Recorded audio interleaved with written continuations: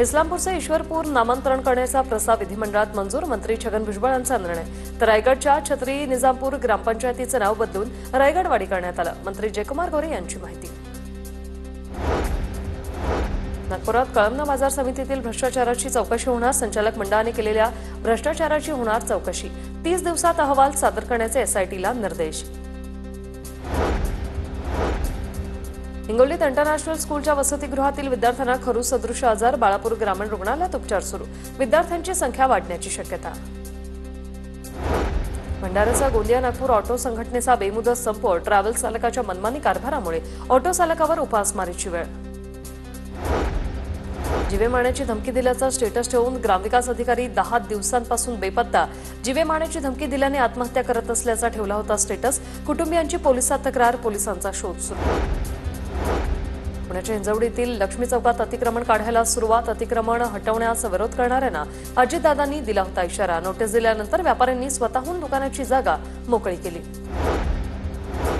पुण्यातील वैष्णवी हगवणे प्रकरणाचा तपास कौटुंबिक हिंसाचार, अत्याचार आणि हुंडाबळीवरून करावा. महिला आणि बालहक्क आणि कल्याण समितीची शिफारस. तर पुण्यातील तत्कालीन पोलीस महानिरीक्षक जालिंदर सुपेकरांची ही चौकशी करण्याची मागणी. ठाण्याच्या शहापूरमध्ये विवाहितेची आत्महत्या. विवाहितेवर शारीरिक आणि मानसिक छळ, मारहाण करून त्रास दिल्याचा आरोप. पतीसह तिघांना शहापूर पोलिसांनी ताब्यात घेतलं. बीडच्या न्यायालय परिसरात पोलीस कर्मचाऱ्याचा पबजी गेम खेळतानाचा व्हिडिओ व्हायरल. पोलिसाचा व्हिडिओ 1 जुलैचा असल्याची माहिती. बीडमध्ये वाढदिवसाला तलवारीने केक कापणाऱ्या चौघांवर कारवाई. माजलगाव तालुक्यातील उमरी येथील प्रकार समोर. अनिल शिंदे, इस्माच्या आणि त्याच्या मित्राच्या हातात तलवारी. पुण्याच्या राजगडमधील करंजावणी गावात शेतात एकापाठोपाठ एक 10 ट्रॅक्टर रुतले.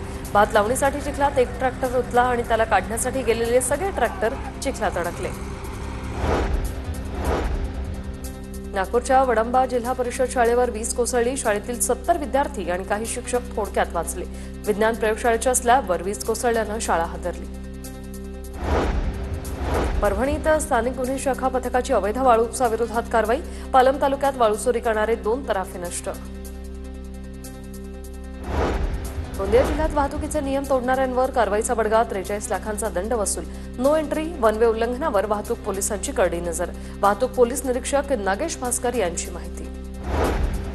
सोलापूरच्या माढ्यात शॉर्ट सर्किटमुळे कृषी केंद्राला आग.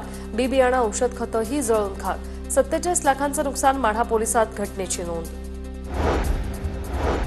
बुलढाण्यात जामोद ते सोनगाव रस्त्यावर कंटेनरचा भीषण अपघात. वाहनातील चालक वाहक गंभीर जखमी. अपघातामध्ये कंटेनरचं मोठ्या प्रमाणात नुकसान.